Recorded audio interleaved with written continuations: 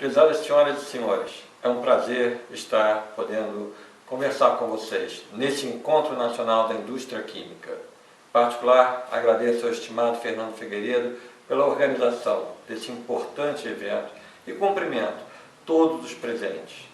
Este é um evento de alto nível, com a participação de mais de 500 executivos de empresas brasileiras e multinacionais. E lamento não poder estar aí pessoalmente para poder estar trocando ideias com cada um de vocês. Mas queria trazer algumas palavras, além dos votos, evidentemente, nessa época festiva de final de ano. Eu sei que o Brasil está passando por um período desafiador. A indústria química, ela exemplifica muito do que está acontecendo no Brasil. De um lado, os índices de volume de produção, os índices de venda internas, a demanda nacional, não tiveram resultados favoráveis esse ano. Por outro lado, há um ponto positivo, que é o das exportações, o da demanda externa, que a indústria tem mostrado ser capaz de responder e de se transformar nesse novo ambiente que estamos vivendo, com o realinhamento do câmbio e com as novas condições internas. Começamos o ano já com um cenário difícil, desfavoráveis, e estamos olhando que ao fim do boom das commodities, a necessidade de ter uma política mais disciplinada do ponto de vista fiscal. Também com a mudança do câmbio, entendemos que era necessário reduzir alguns subsídios, reduzir alguns apoios em algumas indústrias e reconhecemos o esforço que a indústria química fará com a eliminação, a redução do RENC o ano que vem. Mas nós temos confiança de que, apesar desse cenário de até impasse político que vivemos, toda a incerteza que tem afetado o nosso crescimento, nós vamos encontrar o caminho. Nesse contexto, o governo tem um compromisso de estar olhando o gasto, de estar desenvolvendo políticas que reduzam privilégios e que tragam benefícios de longo prazo para todos os brasileiros. Por isso, eu considero que para alcançarmos esses objetivos, inclusive através de políticas de inclusão, a gente precisa permitir que o mercado funcione como ele tem que funcionar, que as empresas possam fazer aquilo que elas sabem fazer de melhor, que é gerar empregos e produzir bens e serviços que melhoram as condições de vida, o conforto das pessoas.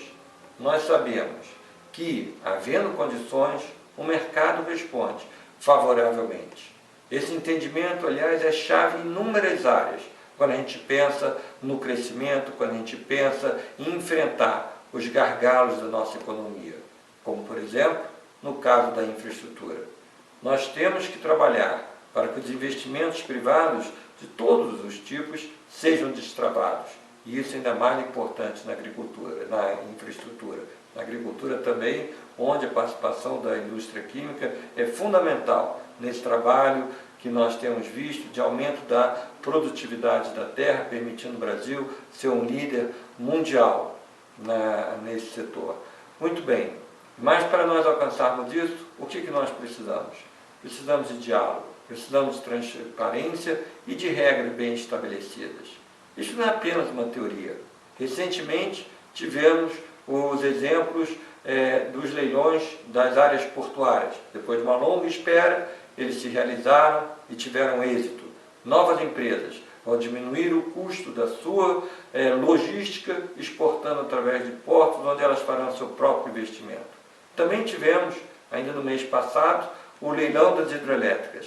Ali, além de toda a reforma que houve em termos de tarifas fiscalísticas, em termos de abrir a concorrência internacional, tivemos algo inédito, que é um grande leilão de infraestrutura, no qual inclusive se teve até a questão da outorga, em que não foi necessário recorrer de forma predominante ao capital do BNDES.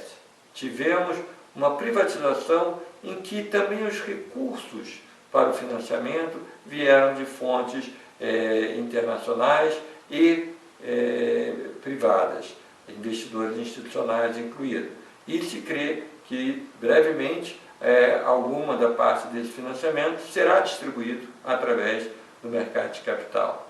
Estamos falando de valores bastante significativos.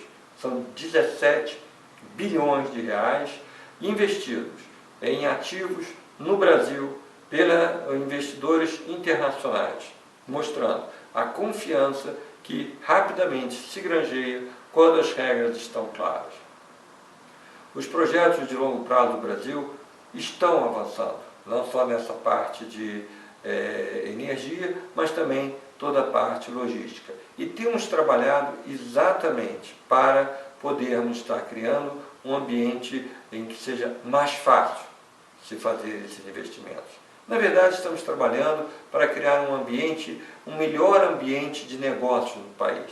Isto é absolutamente fundamental e eu sei que muitos das senhoras e dos senhores têm acompanhado a discussão, por exemplo, da reforma do ICMS, que está lá no Congresso, assim como agora o PIS/COFINS, que estamos enviando para o Congresso brevemente. Já está na Casa Civil. O que faz essa reforma do PIS/COFINS? Ela adota a simplificação extraordinária, que é termos o crédito da nota fiscal. Não se discute mais se aquele insumo está incorporado, não está incorporado no produto final. Gastou, está na nota fiscal, tem um destaque, aquele ICMS que já está destacado gera imediatamente um crédito para as empresas. E nós vamos encontrar maneiras de simplificar, inclusive, o uso desse crédito e onde não houver, onde usá-los, também o reembolso. Isto é um compromisso com a eficiência da economia brasileira. Esta é a nossa proposta de simplificação. Vamos fazer isso com neutralidade entre os setores, inclusive os que passam de cumulativo para não cumulativo. Enfim, não vou entrar em todos os detalhes dessa reforma, mas eu acho que ela é emblemática das inúmeras atividades ao longo desse ano que procuraram criar esse novo ambiente de mais transparência, de mais eficiência para todas as empresas no Brasil. Ele faz parte daquilo que às vezes eu chamo da estratégia 1, 2, 3. É uma estratégia muito clara, teoricamente simples, que obviamente tem seus desafios de implementação. O que é 1, 2, 3? Primeiro, a gente consegue estabelecer condições de fiscais, de robustez fiscais mínimas para criar a confiança nos investidores, nos consumidores, nas famílias. A partir daí, o que a gente vê quando você tem uma situação fiscal bem estabelecida? Você vê a economia voltando, a confiança, a demanda voltando, as taxas de juros se acomodando, o crédito fluindo. Hoje, o crédito é escasso, é difícil, a própria demanda pelo crédito caiu muito. Se nós conseguimos vencer os desafios que existem, que estão lá no Congresso, inclusive, para alcançarmos um orçamento de 2016 com os elementos que deem tranquilidade a todo o país, eu tenho certeza que a demanda vai voltar rápido. Os indicadores vão ser muito mais favoráveis. E aí, a gente tem que olhar mais para frente, que é o número 3, que é trabalhar o que os economistas chamam do lado da oferta. Ou seja, trabalhar arduamente para eliminar todas aquelas dificuldades que os empresários, os trabalhadores também, têm para poderem produzir, para poderem crescer. Essa atividade, vamos chamar assim, de reformas estruturais, é fundamental para a gente realmente pavimentar a trajetória de crescimento, o caminho de crescimento do Brasil. E desde que iniciei, no começo do ano, este tem sido o norte de todas as intervenções que nós temos feito. Nós temos que garantir as condições de um crescimento robusto e sustentável. Aliás, falando em sustentável, eu acho que a gente, quando pensa na indústria química brasileira, a gente sempre pensa no sustentável. A gente pensa naquela transição também para a economia de baixo carbono. Nós temos uma vantagem competitiva extraordinária, espetacular, na produção da biomassa e de biocombustíveis. No começo do ano, inclusive, demos uma sinalização de preço importante, quando reintroduzimos a CID, que tem um efeito importante em estimular, como estimulou a produção e o consumo de produtos de biocombustíveis. O aumento do consumo do etanol foi significativo, aproximadamente 30%, com um pouco de queda da gasolina. Isso foi bom, isso tem um efeito não só na distribuição produtiva, como também no ponto de vista de sustentabilidade, de meio ambiente.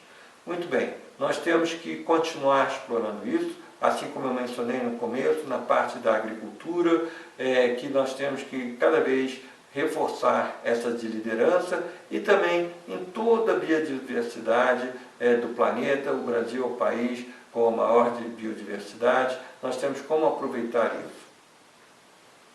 Então, eu mencionaria, inclusive, o programa de sustentabilidade implementado desde a década de 90 e o programa voluntário Atuação Responsável, que objetiva melhorar continuamente, tanto na parte de saúde, segurança, meio ambiente e outros indicadores dentro da indústria química brasileira.